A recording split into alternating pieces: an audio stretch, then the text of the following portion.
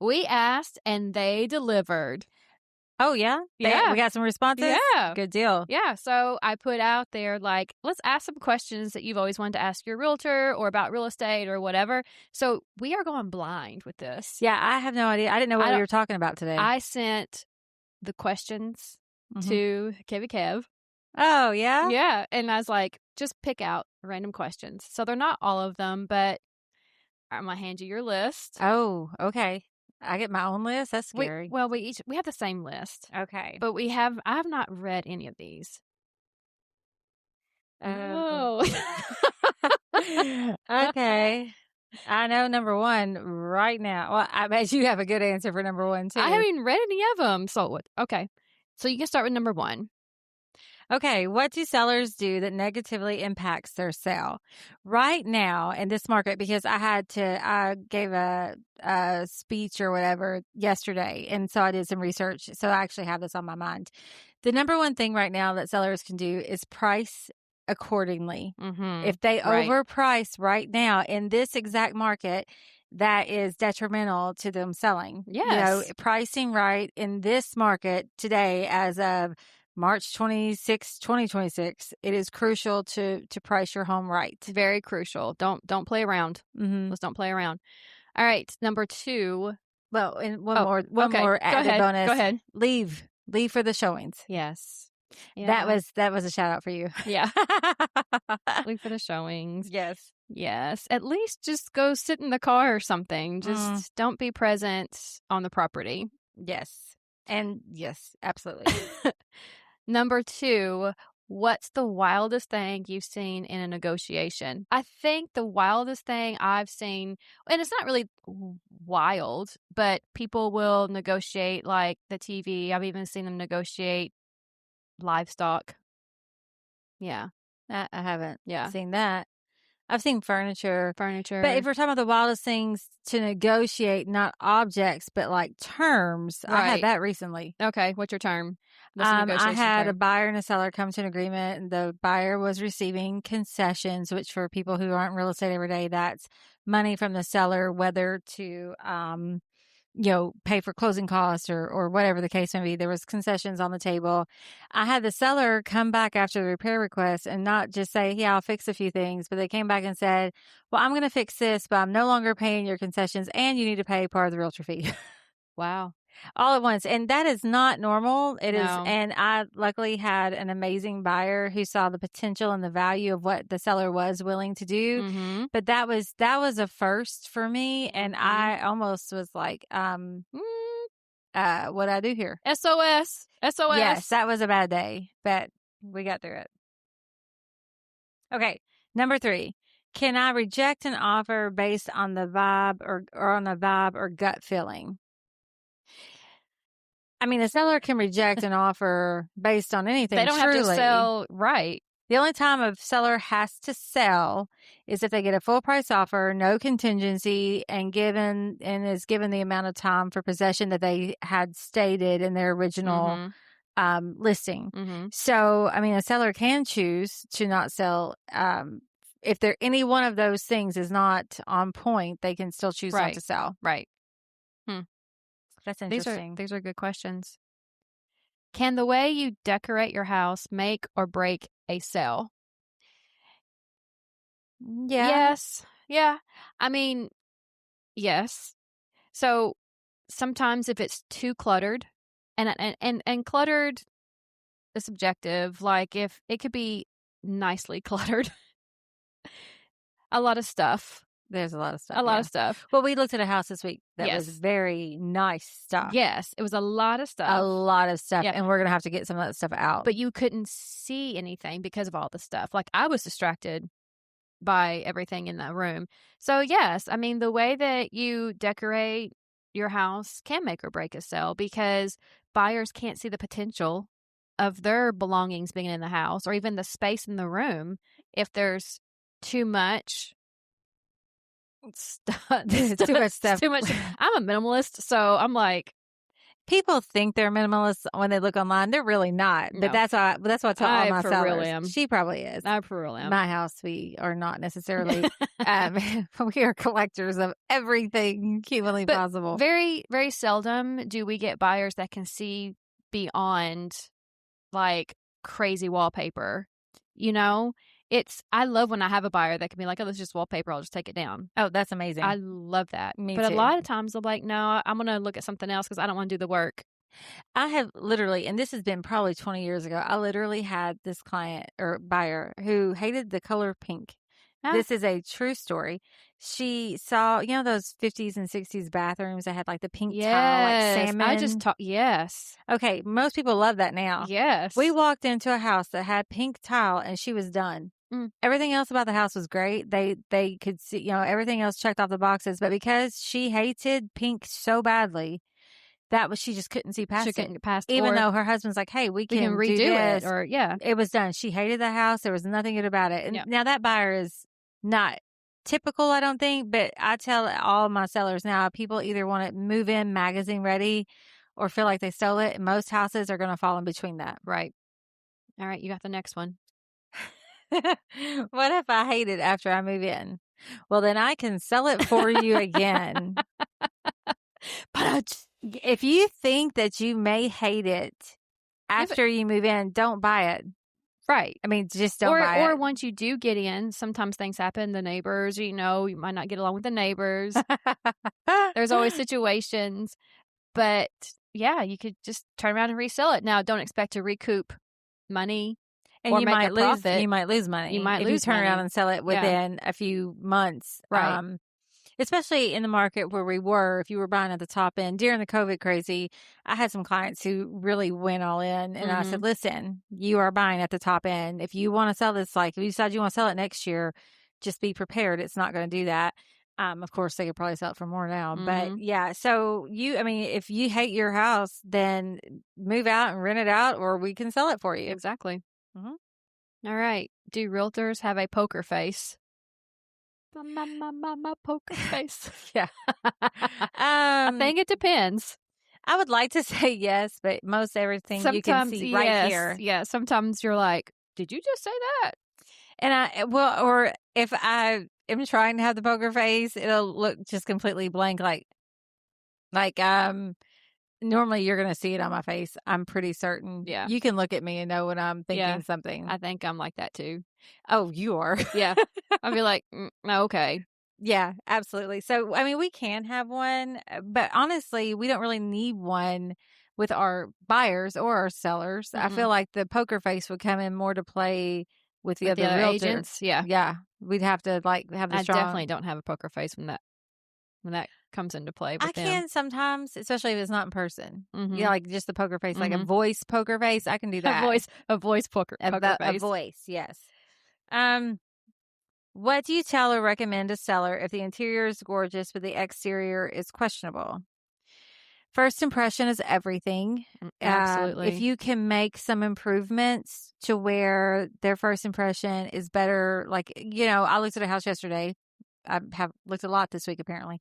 And the house is lovely, but when you walk in, some of the trim around the front doors started peeling. Mine has too on my house, but I'm not trying to sell my house. Right.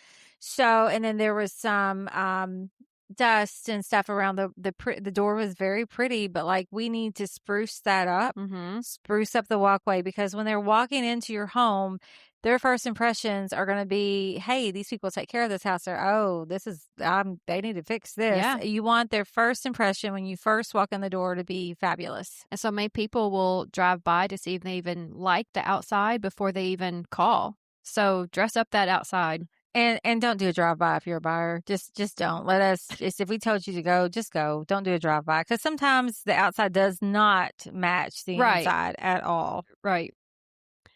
Have you ever walked into a house and immediately said, that's a hard no? Yeah. Have I, or has my buyer? I have. I have for my buyer. I've been like, yeah. Yeah. Yeah. And, it's not to change their mind. And, normally I would look at their face before. I guess I would look at their face before saying that. So when I show houses, I tell people, if you walk in and hate it, we don't have to spend time. It's not going to hurt Yeah. my feelings. No. Turn around, Just let's tell me leave. and let's leave. Mm-hmm. The only time I'm going to ask you to stay is if there's some person that's living there who's waiting for you, that can't leave and is waiting for you out. Let's just walk through it in Be respectful humor of the and time. Yes.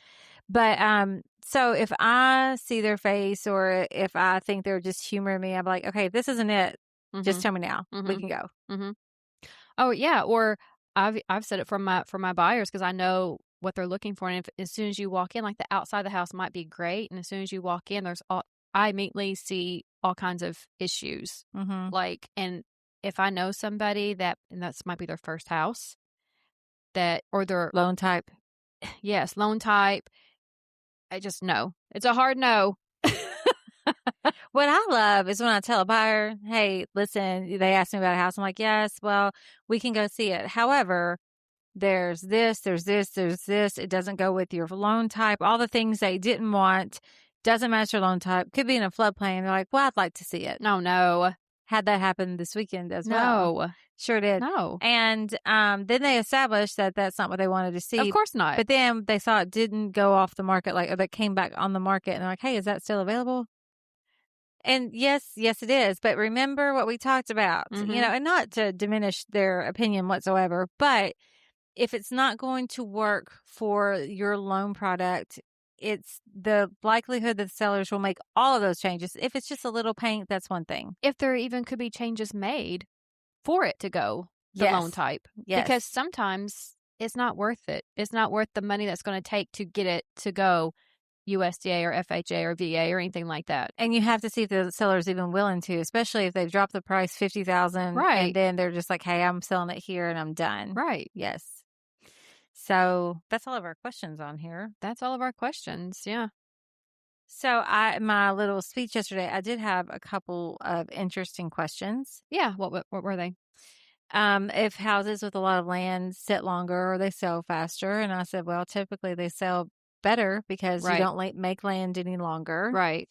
I had people ask me what price homes are needed in Hopkins County, and they said that there was a study done where homes that were needed here were $400,000 to $450,000 homes. And that poker face. Did you that laugh? Poker face look? I was like, what were they smoking crack? Yeah. Well, so I said, okay, so yes, those homes are needed for a certain buyer. I said, but there's a whole lot more homes that are needed in, the lower ranges. Right. But yes, so I thought there has been a study in Madisonville or Hopkins County. It had to be a one-sided study. It was something. And I mean, there is a need for people who have like the bigger homes that want to downsize and they want low maintenance. So a new construction, 4 to 450 is about right. But for the blended families that have 7 children, right, that's normally not the case. No. And I was surprised. I hadn't heard of that study. No, nor have I. And we have so many like first-time buyers. First-time buyers aren't in that bracket. Yeah. So I'd like to look at that study. I think they said it was published somewhere. So it was. Side note, we need to look at that. Yeah. And so I had that question. Then I had a question if people were buying more rentals now as opposed to personal homes. And I just said, well, yes and no, because rentals have to be priced to where they can be a rental. Right. And the amount of homes we had yesterday, we had 7 homes in Hopkins County, Hopkins County priced under 100,000. Yeah. So those were some of the questions that I asked. Those are good questions. They really were. They actually were pretty engaged. And there was some more. There was one I was thinking of. I totally left my mind as soon as I said I had a question, but maybe we'll think of it later. Yeah. No, that's some good questions. But yeah, I mean, that study just blows my mind. I was in front of everyone and I was like, my poker face. I hope it was great because I was like, in what world? Well, they said that it was done by the local government. And I was like, oh, still poker facing. I was like, okay. So, but then actually I thought it was crazy at first, but then when I realized I knew what demographic that was, where there is a need for that. And there is. There's a housing need for all levels in our county, in our We city. just see more significantly lower priced homes that Right. are desperately needed. Right. And when we say lower priced homes, we mean Under like 3. I mean, I'm not saying 45. No, we're saying like what, 100 to 200. That is a great range. But they're again, so hard to find that will qualify for yes. loans. Yeah, and what's funny though, because I know I'm giving all these facts and figures, which is so ironic because I normally am not just off the cuff. But right now we have more homes listed between 1 to 200 than we've had in a long time. Yeah. But what that tells us is buyers are being way more selective. Yes, they are. So, I mean, there is a need for it, but the house also still has to check a whole lot of boxes. A lot of boxes. And that can be so difficult sometimes because the sellers don't understand. Why isn't my house selling? Mm-hmm. It goes back to the number one, price it right from the beginning. Yeah, you can always come down, but for some reason, buyers are not as willing to throw out those offers as they once were. Mm-hmm. Or it just turns them off if they saw that you came down 20,000 coming out the gate. Buyers have changed a lot in the last several years. Oh, yeah. Like a lot. So back in 2020, 21, even 22, people were moving because they could afford to move. Mm-hmm. Even though the housing market skyrocketed during that time, they could afford to move. But the last year and a half, buyers have become selective, which you should be. You should be very selective on what you want to buy. Well, I think what happened, rates were so low, everything was affordable. Yes. Even houses they never thought was attainable was. And then rates jumped up to 7. Jumped up to 7. And so the buyer pool for all those big expensive houses came crashing down. Mm-hmm. But then those houses were still priced at those amounts. Right. So finding someone who can afford a $400,000 house at 3% is completely different than finding one that can buy at 6%. For whatever reason, I forgot about the interest rate. Again, I had a conversation just this week. Well, you just went through that. You did the research. You did all that research the other day. I did. And so I actually sound very educated right now. but buyers weren't as picky with the interest rate when it was lower. And then when it skyrocketed, it was like a sticker shock. Yeah, especially if you bought high and then you had a life change, mm-hmm. whether it be job change, a death, a divorce, and you needed to sell. It's not the same. You're not going to recoup that cost. Yeah. Most of the time, occasionally, yes, but unless you just got a crazy great deal during that time. And so, like I said, the thing is, people didn't care as much about condition because it was so crazy. People were just trying to find a home that was available. Mm-hmm. Now it's like this. If they're going to pay 6% interest rate and their payment's going to be X amount, then the house better be worth it. And mm-hmm. they are looking at everything and waiting for more to come on the market. Yes. So definitely they are being way more selective than they ever have been. True. So tips to take away from this: if you're thinking about selling, price it to sell. Price it right. Mm-hmm. Do some purging of belongings. Anything that takes up some space. rooms. Thin out some rooms. Do some curb appeal. Mm-hmm. Spruce up some chipped paint. And look at your market. Look at your competition. Look at the photos online. See what you're up against.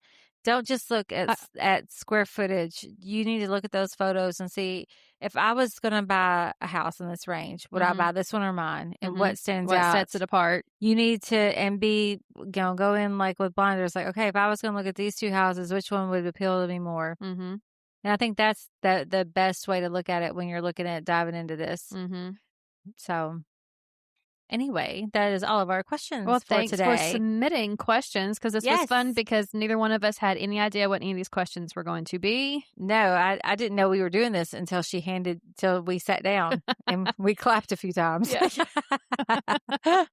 So I had no idea. So, but they were good questions, and we love to just go off the cuff like this. So if you guys have questions, and if you have questions, we have answers. Mm-hmm. They may not always They may not always be perfect answers, but we will have an answer. We can figure something out for you. And if we don't know the question, we will find out and answer it at a later time. But yeah, I mean, we'll do this again. Yeah. So if you think of any other questions, message us or drop a comment, and we will address it on the next time. Until then, no one asked, but we're saying it anyway.